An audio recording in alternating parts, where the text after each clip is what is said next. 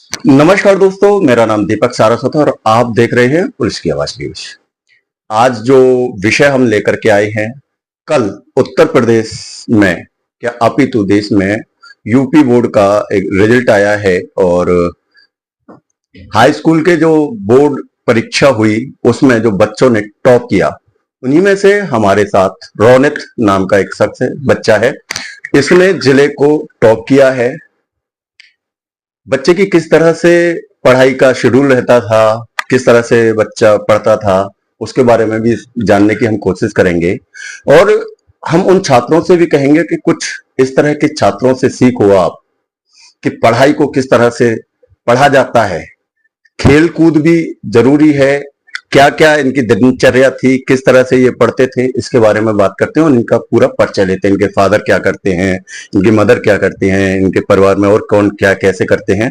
और सबसे पहले तो हम बधाई देंगे आपको कि आपने अपने मथुरा का नाम रोशन किया, अपने स्कूल का नाम रोशन किया और अपने माँ बाप का रोशन किया। बहुत बहुत बधाई आपको जो आपने जिले में अपना नाम किया। कौन सा स्थान आया है आपका और शुभ नाम क्या है आपका? जी, मेरा नाम रोनित है और 9th प्लेस मेरी डिस्ट्रिक्ट में आई है और बहुत ही खुश हूँ कि मेरा डिस्ट्रिक्ट में स्थान आया है। अच्छा, एक चीज और पूछूं बेटा कि आपका जैसे डिस्ट्रिक्ट में नाम आया है, ठीक है, 9th नंबर है, क्या उम्मीद थी आपको अपनी कि मेरा कौन सा स्थान होना चाहिए, तो जो स्थान मिला उससे कितना संतुष्ट हो और किस तरह की आपकी दिनचर्या रहती थी पढ़ाई में? संतुष्टि तो कभी नहीं होती है, कितने भी नंबर आ जाए। खैर, बाकी उम्मीद तो ज्यादा की थी। यूपी में स्थान आता तो ज्यादा अच्छा रहता।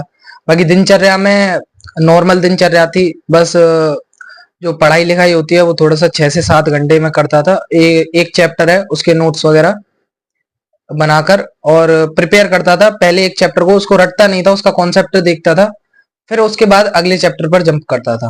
अच्छा, जो और बच्चे हैं उनको आप क्या सलाह देंगे पढ़ने के लिए, किस तरह से टाइम अपना, क्योंकि देखिए जो टॉप बच्चे होते हैं वो कहीं ना कहीं से एक प्रेरणा लेकर आते हैं। चाहे वो माँ बाप से प्रेरणा ली हो, बाबा दादी से प्रेरणा ली हो, चाचा ताया, इनसे परिवार के लोगों से ही प्रेरणा मिलती है या स्कूल से प्रेरणा मिलती है। ये बच्चों को क्या संदेश देंगे? जो मेरी उम्र के बच्चे हैं मैं उनको यही कहना चाहूंगा कि कॉन्सेप्ट के पीछे चलें, रटने के पीछे ना भागें। क्योंकि एक बार किसी चीज का कॉन्सेप्ट क्लियर हो जाता है तो फिर वो उसको भूला नहीं जा सकता, दिमाग से निकाला नहीं जा सकता।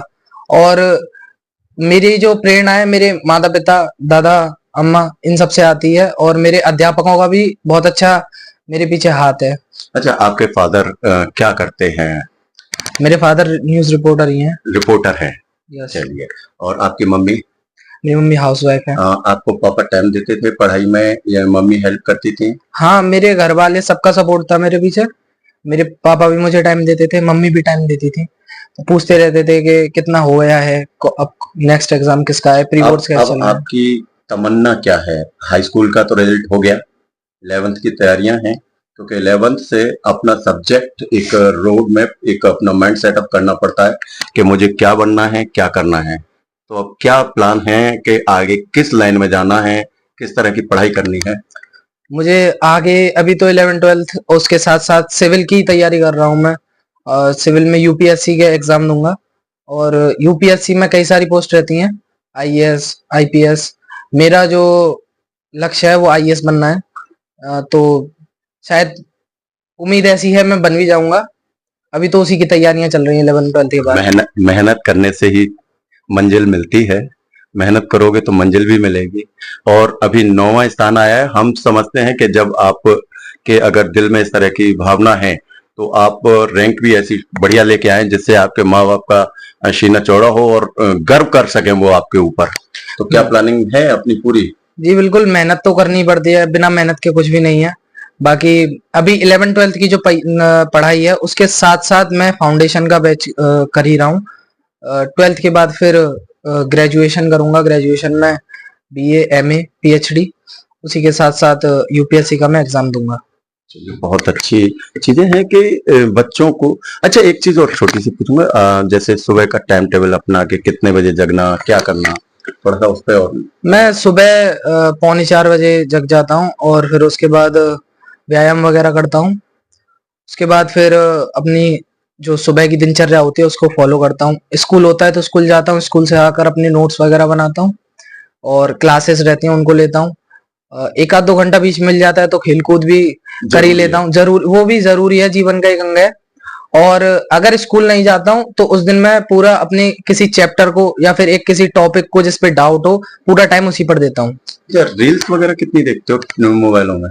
नहीं, रील्स वगैरह अगर फ्री टाइम होता है तो 5-10 मिनट का, बाकी वैसे तो फालतू मोबाइल यूज़ नहीं करता हूँ मैं। अच्छा, ये एक बहुत बड़ा संदेश है बच्चों के लिए कि देखिए टाइम थोड़ा बहुत चलिए, हर चीज का मनोरंजन करना, ये करना सब चीज जायज है, लेकिन अगर आप रौनक जैसी मेहनत करोगे तो रौनक में 9 माह है तो हो सकता है अगली बार फर्स्ट हाई उसमें इंटर में हो सकता है टॉप भी आए, यूपी टॉप हो जाए, क्योंकि देखिए मेहनत कहीं ना कहीं रंग लेकर के आती है। और इनके फादर भी जर्नलिस्ट हैं, आप समझ सकते हैं कि पूरा दिन भागदौड़ में रहते हैं वो, उसके बावजूद भी अपने बच्चों को समय देते हैं, क्योंकि कहते हैं कि जब तक माँ बाप का सपोर्ट बच्चों को नहीं होता तब तक बच्चे भी कुछ कर नहीं पाते हैं।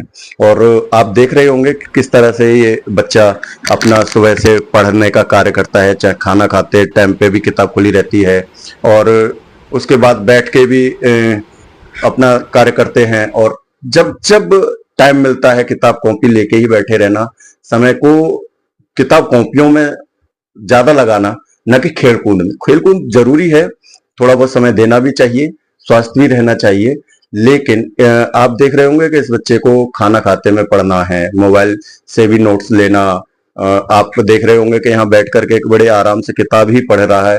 तो इस तरह के दिनचर्या और बच्चों को भी बनानी चाहिए, जिससे कि इससे प्रेरणा लेकर के वो बच्चे और आगे बढ़े। और हम इनके उज्जवल भविष्य की कामना करते हैं और हमारी पूरी टीम की तरफ से इनके उज्जवल भविष्य की कामना है कि ये ऐसे ही अपने राज्य का, अपने जिले का, अपने स्कूल का, अपने माँ बाप का नाम रोशन करें।